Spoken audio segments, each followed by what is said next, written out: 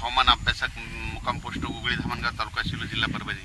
27 जूनचा पाऊस राज्यात ठिकठिकाणी जोराचा पडणार आहे, वडे नाले वाहणारा पडणार आहे, पण भाग बदलत पडणार आहे. म्हणून हा अंदाज सर्व शेतकऱ्यांना लक्षात घ्यायचा.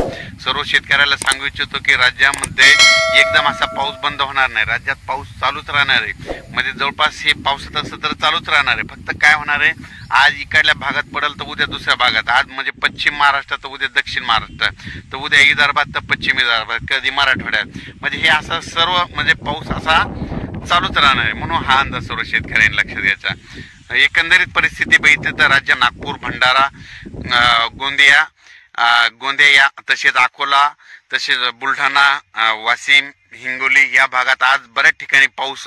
29 जूनला मात्र राज्यात सगळीकडे चांगला पाऊस पडणार आहे. म्हणून हा अंदाज लक्षात द्यायचा. पिकाला जीवदान भेटेल असा पाऊस पडणार आहे म्हणून हे देखील सांगायचं.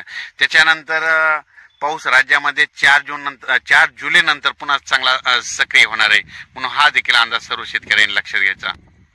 राज्यात सांगायचं झालं तर राज्यामध्ये 27-28 जूनचा आता म्हणजे चांगला पाऊस पडणार आहे, ठिकठिकाणी पडणार आहे, वडे नाले वाहणार आहे, पण सर्व दूर नसणार आहे. म्हणून हा सर्व शेतकऱ्यांना अंदाज लक्षात घ्यायचा. सर्व शेतकऱ्याला सांगू इच्छितो की राज्यात म्हणजे आता जवळपास 60-70% जवळपास पेरणी आटपलेली, पण ज्यांची पेरणी राहिली असेल त्यांची जर ईदभर ओला असेल तर तुम्ही पेरणीचा निर्णय घ्या राहिलेल्या शेतकऱ्यांनी, आणि नसता मग पाऊस पडल्याच्या नंतर तुम्ही तुमचं पेरणीचं नियोजन करावं. हे सर्व शेतकऱ्यांना सांगू इच्छितो.